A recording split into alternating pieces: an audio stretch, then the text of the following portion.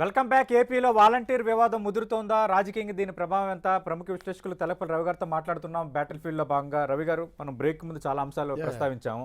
అంటే పొలిటికల్గా ఇంపాక్ట్ ఏమైనా ఉండొచ్చా అని. ఎందుకంటే వీళ్ళు వైసీపీ ఏజెంట్లు, వీళ్ళు ఈ వాలంటీర్ సేవల్లో భాగంగా పెన్షన్లు ఇస్తున్నప్పుడు, పథకాలు ఇస్తున్నప్పుడు జగన్మోహన్ రెడ్డి గుర్తుకొస్తున్నాడు వాళ్ళకి. దీని ద్వారా వాళ్ళు ఇన్ఫ్లుయెన్స్ అవుతున్నారు అనేది వీళ్ళు ప్రధాన ఆరోపణ విపక్షాలు చేస్తుంది. ఇప్పుడు ఈసీ బ్రేక్ వేసింది.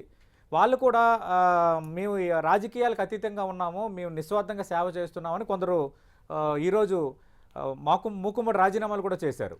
అంటే పొలిటికల్గా ఎంతవరకు ఇంపాక్ట్ చూపించవచ్చు? అంటే రెండు విషయాలండి. ఇప్పుడు కేంద్ర ప్రభుత్వం ఉంది, అన్ని పథకాల్లో మేమే ఇచ్చామంటారు వాళ్ళు. వాళ్ళు ఇచ్చింది 20% లేదా 25%, మిగిలిందంతా రాష్ట్ర ప్రభుత్వం ఇస్తుంది. ఆ 25%గా మోదీ బొమ్మ పెట్టుకోవాలని వాళ్ళు పెద్ద క్యాంపెయిన్, నిర్మలా సీతారామన్ స్వయంగా వచ్చి ఇదంతా మనం చూసాం.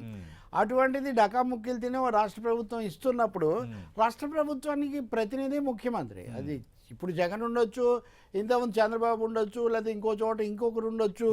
ఇప్పుడు ఆయన మొహమే చూడకూడదు, ఆయన కనపడకూడదు అని చెప్తే అది కుదిరేటటువంటి అనుచితంగాను అనవసరమైన చోట కనిపిస్తే అది వేరే సమస్య తప్ప, వాలంటీర్లు తప్పకుండా ఇప్పుడు ప్రభుత్వ కార్యాలయాల్లో ఏది పెడతారండి? ఉదాహరణకు ఆ బొమ్మే కనిపిస్తుంటే ప్రభుత్వం ఎవరుంటే అది కనిపిస్తుంది, వాళ్ళ పేర్లతోనే పనులన్నీ కూడా జరుగుతాయి. కాబట్టి అది కీలకమైన విషయం కూడా. చంద్రన్న కానుక అన్నిటికీ పెట్టారు కదా ప్రతి చోట. బొమ్మలు ఆఖరికి ఎయిడ్స్ బొమ్మలు అన్నింటిలో కూడా చంద్రబాబు నాయుడు బొమ్మ ఉండేది కదా ఉదాహరణకు. ఇప్పుడు కేసీఆర్ది అలాగే ఉండేది కదా, ఇప్పుడు రేవంత్ రెడ్డి వచ్చిన తర్వాత పెట్టట్లేదా? కాబట్టి ప్రధానమైన విషయాలు, మౌలికమైన విషయాలు, పై విషయాలు. ఒక పార్టీ గిట్టని పార్టీ వాళ్ళు ఎక్కువ కనపడుతుంటే యువతల వాళ్ళకి ఇబ్బందిగా ఉండొచ్చు. అలాగే చంద్రబాబును పొగిడితే వీళ్ళకు ఉండొచ్చు. కానీ వాళ్ళు ఉన్నారు కదా రంగంలో, రాజ్యాంగ రీత్యా ఉన్న స్థానాన్ని బట్టి వచ్చినటువంటిదే. ఒక మాట గుర్తుపెట్టుకోవాలండి, ముఖ్యమంత్రికి భారత రాజ్యాంగంలో కీలకమైన పాత్ర ఉందండి. ఇప్పుడు కేజ్రీవాల్ని అరెస్ట్ చేసి జైల్లో పెడితే చాలామంది అసలు అరెస్ట్ చేయడమే చాలా తీవ్రమైన విషయం. ఒక భాగానికి పోయి రాజ్యాంగ రీత్యా ప్రాతినిధ్యం వహించే ఒక ముఖ్యమంత్రిని ఏదో బొమ్మలాగా అరెస్ట్ చేసి లోపల పెట్టేస్తే నేను జైల్లో ఉండి కూడా పాలిస్తాను పోమన్నాడు. ఏం చేయలేకపోయింది రాజ్యాంగం కానీ లేకపోతే సుప్రీంకోర్టు కానీ. కాకపోతే ఢిల్లీ ప్రత్యేక రాష్ట్రం కాబట్టి లెఫ్టినెంట్ గవర్నర్ రేపు ఏమైనా చేస్తారేమో కానీ సాధారణంగా ఏ ముఖ్యమంత్రిని కేంద్రం అంత తేలిగ్గా తీసేసేటటువంటి పరిస్థితి ఏమి ఉండదు. మీరు అడిగిన దానికి వస్తే ఇందులో రెండు కోణాలు ఉన్నాయి రాజకీయ ప్రభావం గురించి. ఒకటి, ఇంత నెట్వర్క్ వీళ్ళు పక్షపాతాలు కొంతమందికి ఉండవని, కొంతమంది జగన్ భక్తులు కాదని నేను చెప్పలేను. అలాగే స్థానిక నాయకులు కూడా అనేక మంది అనేక విధాలుగా ఉండొచ్చు. మిగిలిన ఉద్యోగులు ఏ విధంగా వాళ్ళు ఒత్తిళ్లకు లేదా తమ వైపు తిప్పుకుంటారో అలాగే వీళ్ళల్లో కూడా అటు ఇటు ఉన్న వాళ్ళు కూడా ఉండొచ్చు. దానేమీ మనం తోసిపాడేసేటటువంటి అవకాశం లేదు. కానీ మొత్తం వీళ్ళంతా దానికోసమే ఉన్నారు, వీళ్ళని మనం వ్యతిరేకించాలనే భావం అది కుదిరేది కాదు. అది ఎప్పుడైతే ఈ చర్చ వచ్చిందో వీళ్ళని వ్యతిరేకం చేసుకుంటే వీళ్ళ మీద ఆధారపడిన ప్రజలు ఏమవుతారు? చంద్రబాబు కొంచెం దాన్ని ఆలోచించారు కాబట్టి దాన్ని సర్దుబాటు చేయడానికి మేము వ్యతిరేకం కాదు, 50,000 ఇస్తాము, నేను ఉద్యోగాలు బాగా కల్పిస్తాను, ఇట్లాంటివి చెప్పి కొంచెం వాళ్ళని దారిలోకి తెచ్చుకోవడానికి మళ్ళీ ప్రయత్నం చేశారు. నిజానికి ఆ పని వాళ్ళు మొదటి నుంచి చేసి ఉండాల్సిందే. ప్రధాన పార్టీగా టీడీపీ కూడా ఈ స్థానికంగా ఉన్న వాలంటీర్లు వాళ్ళకు దగ్గర అవటము అది కేవలం వైసీపీకి సంబంధించింది కాదు అనే ఒక భావం వాళ్ళు తీసుకొని రావాల్సిందే. పవన్ కళ్యాణ్ కొంచెం మరీ దూరం వెళ్ళారు, ఆయన మళ్ళీ అంత వెనక్కి ఇప్పుడు వచ్చేటంత అవకాశం ఆయనకు ఉంటుందో లేదో నాకు తెలీదు. కానీ వైసీపీ కోణం కూడా ఇందులో ఒకటి ఉంది. వాళ్ళు ఏం భావించారు? ఖచ్చితంగా ఇవన్నీ వస్తాయి, ఎన్నికలప్పుడు విమర్శలు వస్తాయి, ఎన్నికల సంఘం వాలంటీర్ల వ్యవస్థను అనుమతించదని ప్రభుత్వం నిర్ణయానికి వచ్చింది ముందే, వైసీపీ ప్రభుత్వం కాకపోయినా. సో ఎన్నికలు ప్రకటించగానే వాలంటీర్లను పక్కన పెట్టాల్సి వస్తుంది. పక్కన పెట్టిన వాళ్ళు ఏమవుతారు? ఈ పక్కన పెట్టిన వాలంటీర్లందరూ వైసీపీ నాయకులు తమ సహాయ ఎన్నికల్లో ఉపయోగించుకుందామని వాళ్ళు భావించారు. ఆ మేరకు గృహ సారథులు, గృహమిత్రులని ఇంకో నెట్వర్క్ పెట్టారు కదా, గడప గడపకు వైసీపీ పార్టీ పరంగా పెట్టారు. వీళ్ళకి చాలా వివరాలు తెలుసు కాబట్టి వీళ్ళని తీసుకోవచ్చని. అది కూడా ఇక్కడ కూడా నేను ఒక రాజ్యాంగమైన విషయం చెప్తా. కలకత్తా హైకోర్టు జడ్జిగా పనిచేసిన వాడు బీజేపీ క్యాండిడేట్గా ఎన్నికల్లో నిలబడ్డాడు. ఏమి రాష్ట్ర ప్రధాన కార్యదర్శిగా పనిచేసిన వాళ్ళు, డీజీపీలుగా పనిచేసిన వాళ్ళు రాజీనామాలు చేసి రాజకీయాల్లోకి వస్తున్నారు. వాళ్ళకి ఎన్ని విషయాలు. జడ్జిగా పనిచేసిన ఆయన రాజ్యసభకి ప్రధాన న్యాయమూర్తి రాజ్యసభకి వెళ్తున్నాడు. మరి రాజ్యాంగం ఇలాంటి వాళ్ళందరినీ ఆపనప్పుడు మామూలు అవుట్ సోర్సింగ్తో పనిచేసినటువంటి గ్రామ స్థాయిలో ఉన్న వాలంటీర్లు ఇంకే పార్టీకి పనిచేయకూడదని ఎలా దాన్ని చట్టరీత్యా మీరు ఎలా ఆపగలుగుతారు? మీరు ఆపలేరు, అది డెఫినెట్గా మీరు ఆపలేరు. సో వైసీపీ వాళ్ళ వ్యూహంలో ఇదంతా ఉండాలి. వీళ్ళు వాళ్ళు వస్తారు, అప్పుడు ప్రభుత్వం వాళ్ళని తీసేస్తే మనం వాళ్ళకు కల్పించవచ్చు. అలాగే తీసుకోదగిన ఎమ్మెల్యేలు, స్థానిక అభ్యర్థులు ఎంతమందిని తీసుకుంటే అలాగే నెట్వర్క్ కంటిన్యూ అవుతుందని వాళ్ళు భావించారు. అలా భావించిన దానికి అవకాశం కూడా ఉంది. ఇప్పుడు అది వెంటనే తీసేయలేదు. ఎన్నికల సంఘం కొంచెం మిశ్రమ విధానం తీసుకుంది. అంటే ఆరోపణలు వచ్చిన వాళ్ళని తొలగించటం, పక్కన పెట్టడం, ఇదిగో ఇట్లా ఈ నగదు పనులకు మటుకే పక్కన పెట్టడం. మరి వాళ్ళ ఆలోచనలో ఏముందో మనకు తెలియదు. కానీ ఈ పరిస్థితుల్లో వాలంటీర్లే కొంతమంది సామూహికంగా రాజీనామాలు చేసి అటు ఇటు వెళ్తున్నారు. అంటే వాళ్ళు అంటుంది ఏంటంటే, మాకు రాజకీయాలు అంటగడుతున్నారు, మేము రాజకీయాలకు అతీతంగా అందరికీ మేము సేవలు అందిస్తున్నాము. మేము సేవలు అందిస్తున్న కుటుంబాల్లో కానీ మేము సేవలు అందిస్తున్న లబ్ధిదారుల్లో అటు వైఎస్ఆర్ కాంగ్రెస్ పార్టీ సింపథైజర్ లేరు, అన్ని పార్టీల వాళ్ళు అందరూ ఉన్నారు. మేము పబ్లిక్ సేవ చేస్తున్నప్పుడు మమ్మల్ని కొందరికి లేనిపోని ఆరోపణలు మమ్మల్ని ఆపాదించడం, కొన్ని పార్టీలకు మమ్మల్ని పరిమితం చేయటం మీద వాళ్ళు ఆందోళన వ్యక్తం చేస్తారు. అంటే సామాన్యంగా అంతే, వాళ్ళు అలాగే చేస్తారు కదా, అలా వెళ్తారు. రెండోది వాళ్ళ కొద్దిగా గొప్ప చదువుకున్న వాళ్ళు, ప్రజా జీవితంతో సంబంధం ఏర్పడింది, రాజకీయ సంబంధాలు కూడా వాళ్ళకి ఏర్పడ్డాయి. చేసేది ఏదో చేస్తుంటే ఇలా అంటున్నారు, దీన్ని ఆధారం చేసుకొని వెళ్ళిన వాళ్ళు కొంతమంది. అయితే ఈ అస్పష్టతలో పని మరి మాకెందుకు తీసుకున్నారు? ఇప్పుడు మమ్మల్ని 13 రకాల సేవలకు అవుట్ సోర్సింగ్ ఎంప్లాయీస్ వాళ్ళు, అది గుర్తుపెట్టుకోవాలి. మీకు నచ్చితే అవుట్ సోర్సింగ్ ఆయన ఉంచుకుంటావు, లేకపోతే రేపే తీసేస్తావు. సో మీ టర్మ్స్ లో మీకు ఇష్టం ఇచ్చినప్పుడు తీసేసే వరకు మేమెందుకు ఉండాలి?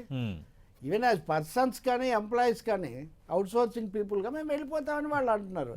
వాళ్ళను బంధించి ఉంచగలిగిన ఏర్పాటు కానీ అవకాశం కానీ ఎన్నికల సంఘానికి, రాష్ట్ర ప్రభుత్వానికి కూడా ఏం లేదు. వెళ్ళిన తర్వాత వాళ్ళు ఏం చేస్తారని కూడా వీళ్ళేమో అదుపు చేయలేదు. కాబట్టి ఇక్కడ ఒక విషయం జరగబోతుంది. ఈ వెళ్ళిన వాళ్ళు ఖచ్చితంగా అధికార పార్టీకి, లేదా ఎవరైనా ఒకరో తెలుగుదేశం వాళ్ళు ఉంటే అటు కూడా పోవచ్చు. ఎవరైనా నిషేధం పెట్టరు కదా, వేరే వాళ్ళ దగ్గర పోకూడదు.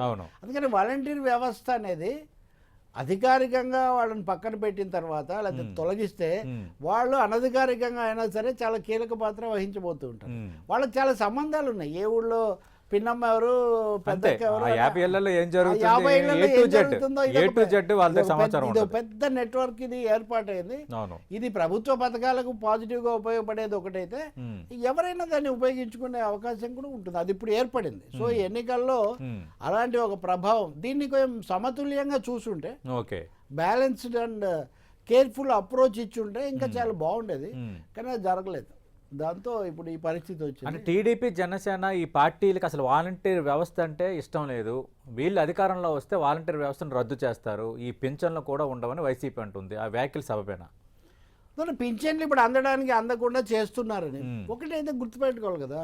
పింఛన్లు మేము 4,000 ఇస్తామన్నారు జగన్, ఇప్పుడు చంద్రబాబు నాయుడు.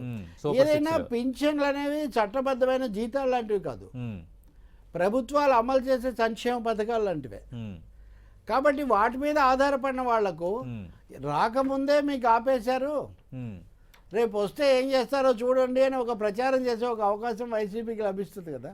నిజంగా అయితే ఈ రోజుల్లో అంతకుముందు ఏం విమర్శ చేసినా వచ్చిన తర్వాత ఆపేంత సాహసం ఎవరు చేయలేరు. చేస్తే అది మొత్తం బెడిసి కొడుతుంది.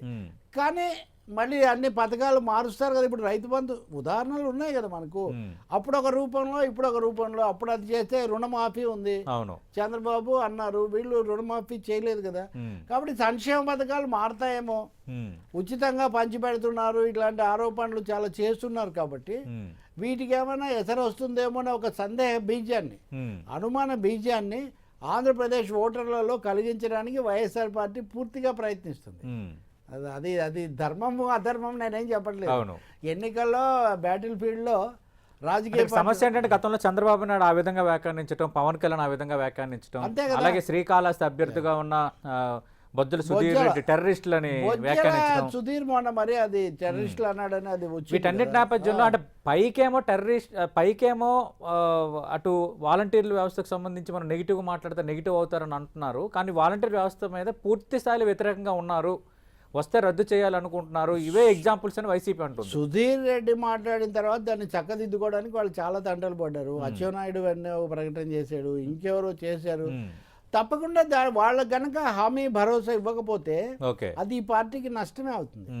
వాళ్ళకు ఒక హామీ భరోసా, అందులో ఉన్న లోపాలు ఉంటే చక్కదిద్దొచ్చు.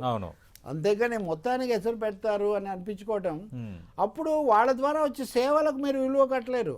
అది సార్ అవును. అంతే కదా, మీరు పెన్షన్స్ ఒకటే కాదు వాళ్ళ మీద ఆధారపడుతున్నాము. అక్కడికి వెళ్తే సతీష్ నాడు 50కి పైగా సేవలు ఉన్నాయి, అందులో 16 రకాల పెన్షన్లు ఉన్నాయి. ఇప్పుడు సతీష్కి ఫోన్ చేస్తే నా పని అయిపోతుందని నేను అనుకుంటున్నా ఇంతకాలం. ఇప్పుడు సతీష్కు అది కుదరదంటే నేను నాలో ఆందోళన ఆటోమేటిక్ ఆంధ్రుడు మీరు ఎవరిని కాంటాక్ట్ చేయాలి ఏంటి, మళ్ళీ పాత వ్యవస్థ వస్తుందా, అది సమస్య. మళ్ళీ ఎంఆర్ఓ ఆఫీసుల చుట్టూ రిజిస్ట్రేషన్ ఆఫీసుల కొంచెం చుట్టూ తిరగాల. బ్యాలెన్స్డ్ గా తీసుకోవాల్సిందే ఈ విషయంలోనే కాదు, ఓకే ఇంకొన్ని విషయాల్లో వైసీపీ దూకుడు, ఉమ్. దాంతో వాళ్ళు రెచ్చిపోయి అన్నిటి మీద దాడి చేయటం, ఇలా ఒక అసహన రాజకీయం ఆంధ్రప్రదేశ్లో తాండవించింది. దాని ఫలితాలే ఇవన్నీ కూడా. ఓకే ఇప్పటికైనా దీన్ని ఒక ఎన్నికల సంఘం ఇప్పుడు చేయొచ్చు, ఉమ్. ఒక సమతుల్యతతో ఉమ్. దీనికి అందరికీ హామీ ఇస్తూ ఉమ్.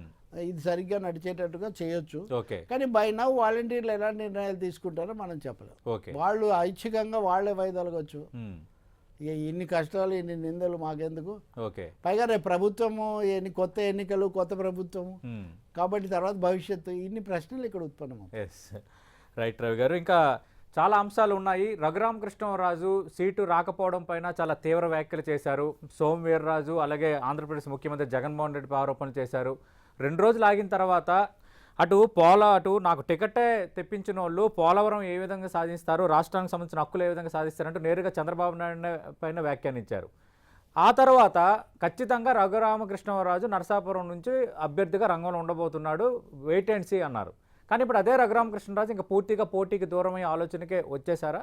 దానిపై రవి గారు ఏమంటున్నారో బ్రేక్ తర్వాత చూద్దాం.